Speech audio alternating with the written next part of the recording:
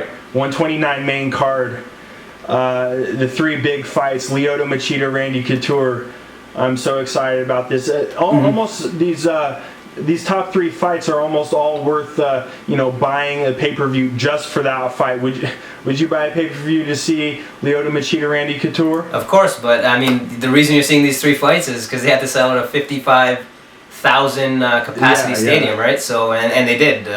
Again, an amazing matchup. Randy Couture, he's 47, I think maybe even 48 years old now, but he's a master game planner. He never puts in a bad performance, always in tip-top shape against Machida, who was, prior to Shogun, this elusive striker who is just so hard to figure out. I think it's going to be pretty straightforward with what Couture is going to do, try and set up his attempts and get really close to Machida, kind of like Rampage did, work some takedowns, and if he wins, it's going to be by decision. I don't think people are going to see him finish a guy like Lyoto Machida. He's very good with submissions.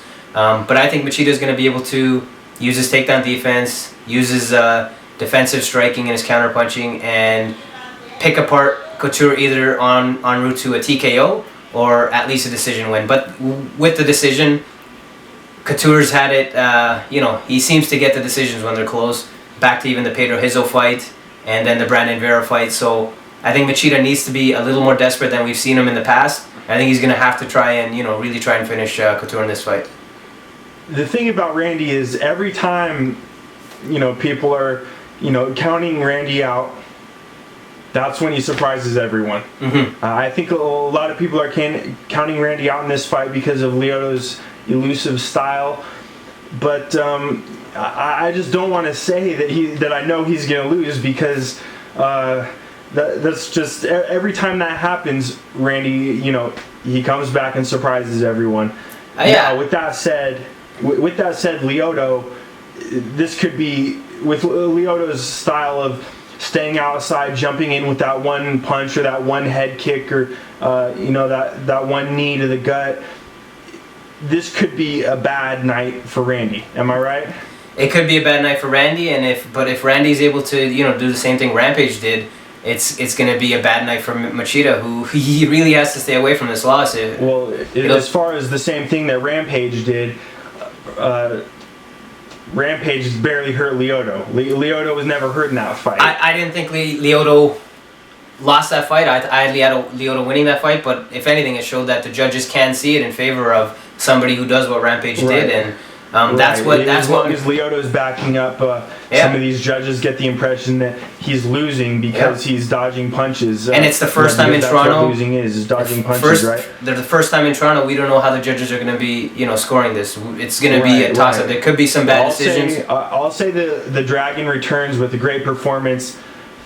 I think he gets the second round knockout.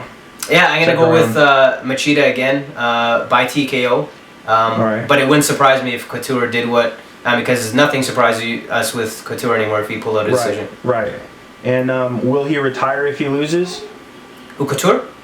Yeah. I don't. Will he retire if he wins? I don't know. If he wins, I think he's in line for a title shot. And I think he'll take that. If he loses, I don't know. He's only 48, right? I mean, Randy Couture, John Jones, maybe.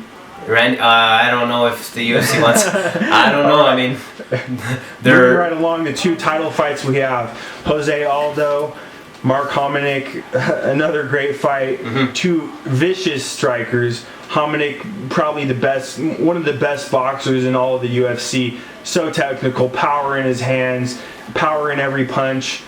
So fast, improving ground game. Jose Aldo, knockout machine. Vicious knockouts, flying knees, kicks, leg kicks, head kicks. Now, is Aldo going to take Hominick to the ground, Vic? I don't think so. He's another one of those true fighters I talk about that he can handle himself on the ground. He's a BJJ world champion. I think he's either a brown or a purple belt. But I don't think he's going to, try and take it anywhere. I think if it stays standing, he's good enough, to do what he needs to do there. Everybody knows his explosive kind of flying double knees to get the knockouts and very fast hands. He's going to have the advantage in the power and the flash and the quickness. Hominick's a good striker too, but I know that a lot of people are thinking that striking's going to be pretty close. I think Aldo is the better striker. I think he's much better on the ground, and I think he takes it pretty easily. I think he's going to show at least UFC fans why he was the #1 featherweight in the world, and for a while. All right. Well, another thing you pointed out earlier is how Hominick's a boxer. Mm-hmm. Jose Aldo, he's a Muay Thai fighter. Yeah. Is Jose Aldo, you might say a good strategy for him would come out and just start leg kicking the crap out of Hominick's legs, take his power from him. Take his power from him, take his footwork away from him. That's another thing. Hominick has, very, very good footwork. Yeah. And you take away his legs, and then what? Aldo could even go out there and shoot. I mean, take him down or just put that thought in his head, and then what's Hominick gonna do?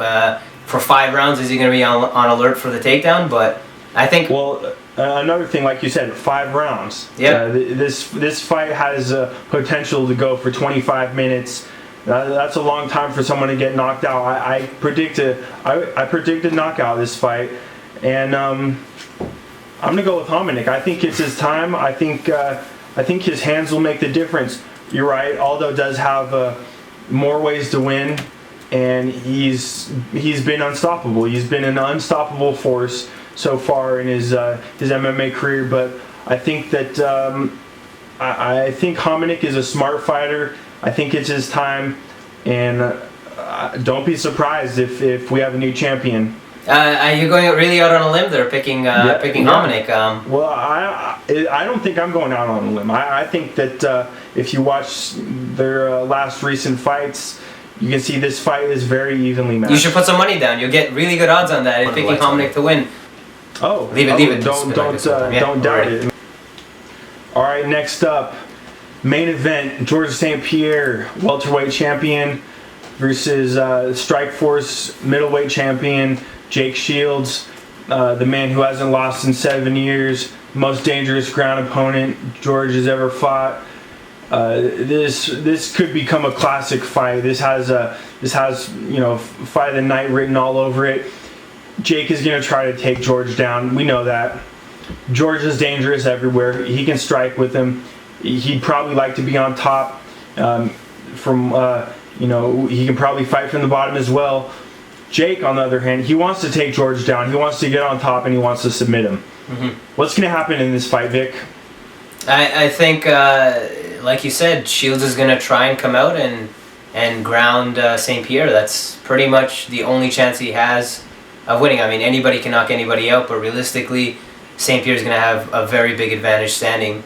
I think St. Pierre knows that. He's probably the smartest fighter at welterweight. I'm sure you'd agree with that in terms of putting together game plans. So he's going to be ready for the takedown, and I think if you see Shields start closing a distance, what he does, right off the bat normally, I think you're going to see St. Pierre just put him on the ground, put him on his back for a bit and hit him a bit and try and tire him. St. Pierre passes everybody's guard that, he takes down so far.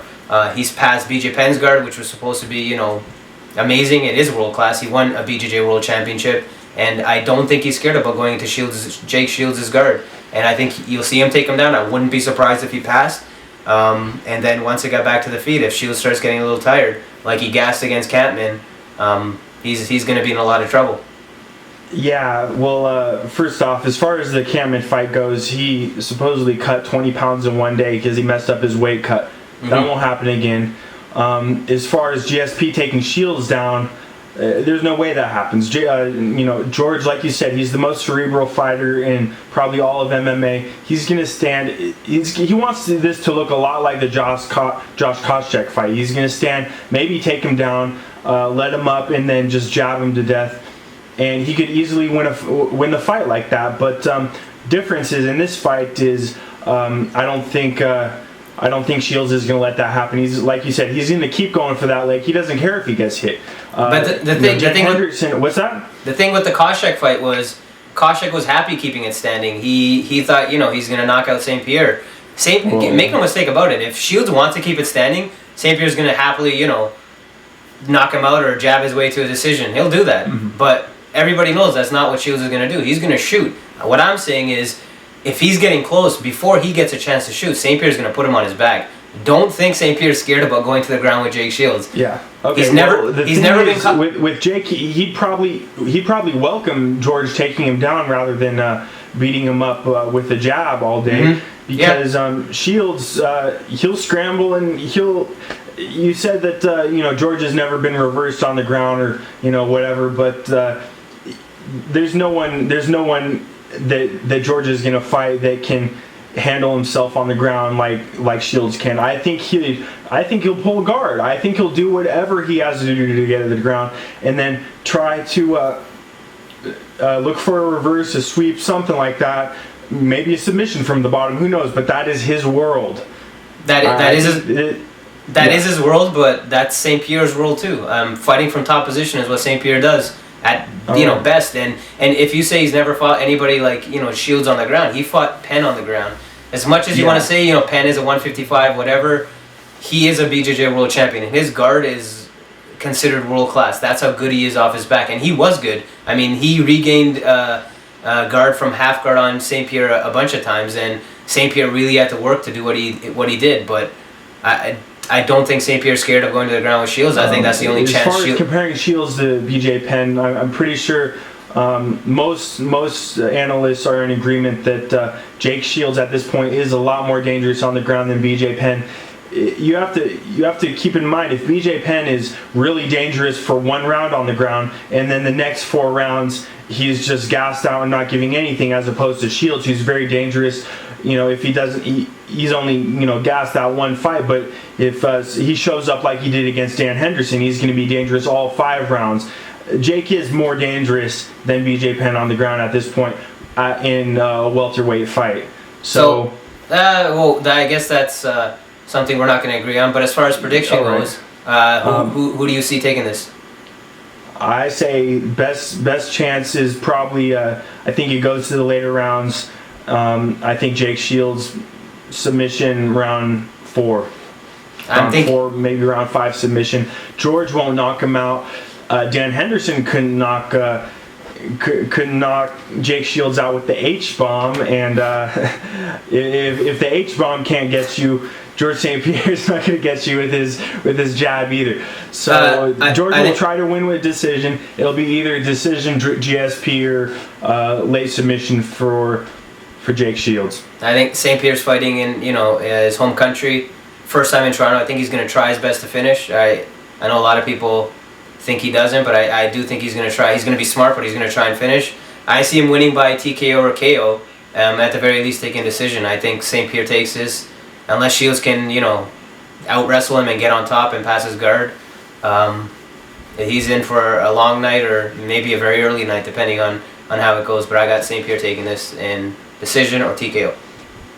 All right, great. And we're going to have to also talk about the atmosphere.